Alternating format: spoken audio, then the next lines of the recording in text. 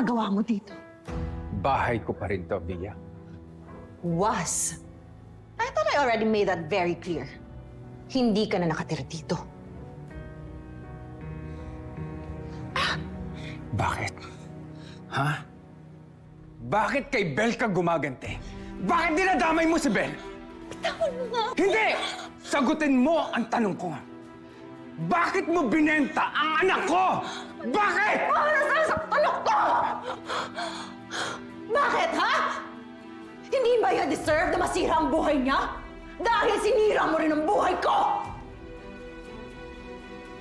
Alam mo, ang laki ng pagpapasalamat ko na hindi tayo nagkaanak dahil wala kang kwentang ina!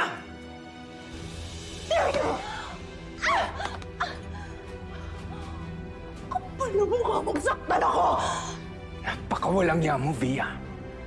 Ikaw nagpapadala ng messages kay Rosel tungkol sa nawawala niyang anak. Ikaw nang gugulo sa amin, hindi ba? Ako nga!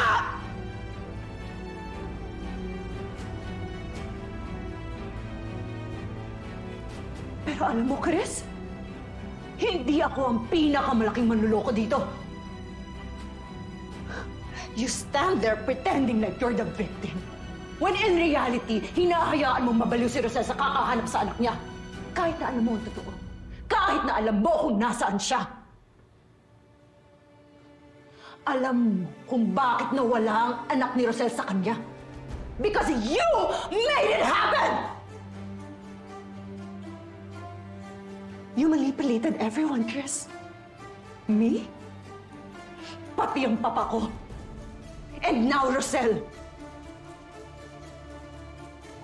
Lahat ginawa mo para sa pansarili mo kapakanan. Kaya sabihin mo sa akin, Chris, sino ang totoong masama sa atin? Hindi ba ikaw? Hindi, Via. Ikaw pa rin. Dahil matagal na ako nagsisi. Pinagsisisihan ko lahat ng pagkakamali ko. Talaga ba, Chris? Regret is a luxury. And consequences are permanent. Paano kung ako mismo ang magsabi kay Rosel ng katotohanan? Na ikaw ang nagnakaw sa anak niya. Magnanakaw ka!